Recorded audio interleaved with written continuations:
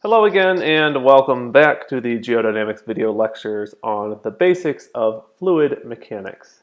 Here in lecture number 5 we're going to look at counterflow in the asthenosphere.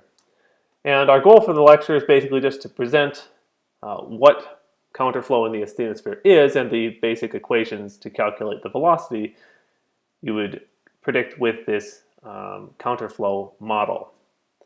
So this is just a model of the flow in the Earth's mantle in the uppermost 100 to 200 kilometers. Just one idea for how the asthenosphere would flow as a result of plate motion. So in this cross-section cartoon that we're looking at here, we have a lithospheric plate of some thickness, HL, and it's moving at a velocity of u0, in this case to the left. Then from y equals 0 down to y equals h, we have some thickness of the asthenosphere.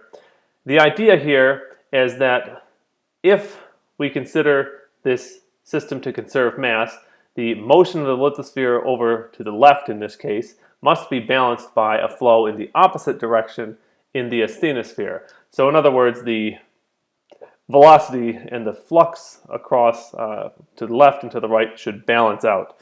And of course, that is a requirement if you're going to conserve mass.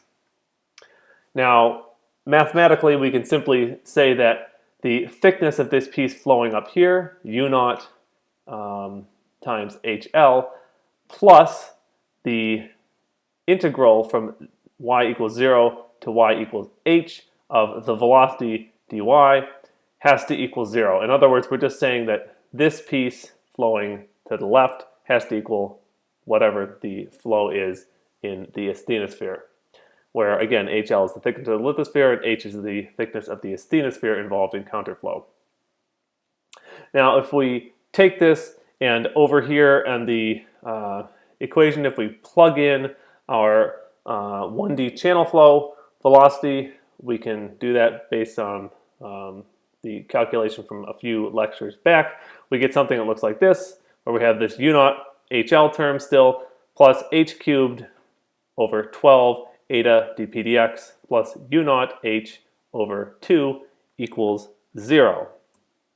Okay, now we can solve for the pressure gradient, and if we solve for dp dx, we find that dp dx is equal to this, and we can then just plug that in to our 1D channel flow equation from before, because you'll remember that we had a dp dx in our channel flow term. If we can calculate that pressure gradient term, we can plug that in.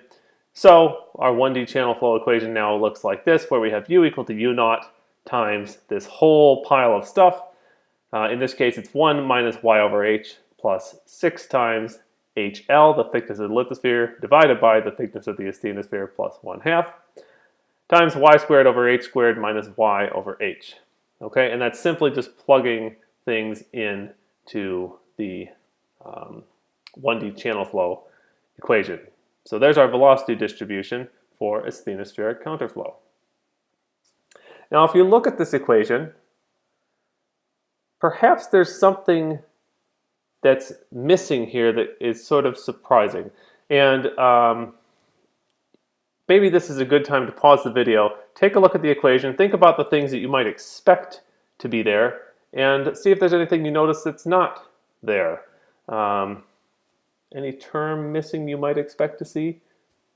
So pause the video and come back when you think you might have something. Okay.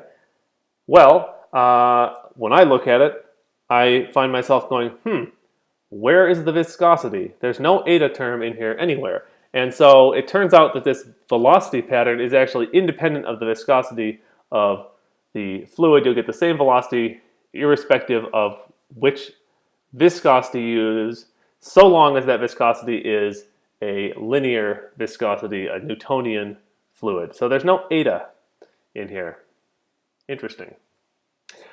All right, so that's it for our example of counterflow in the asthenosphere. Go ahead and take the quiz, and when we come back, we'll talk about our last topic on fluid mechanics, and that is pipe flow.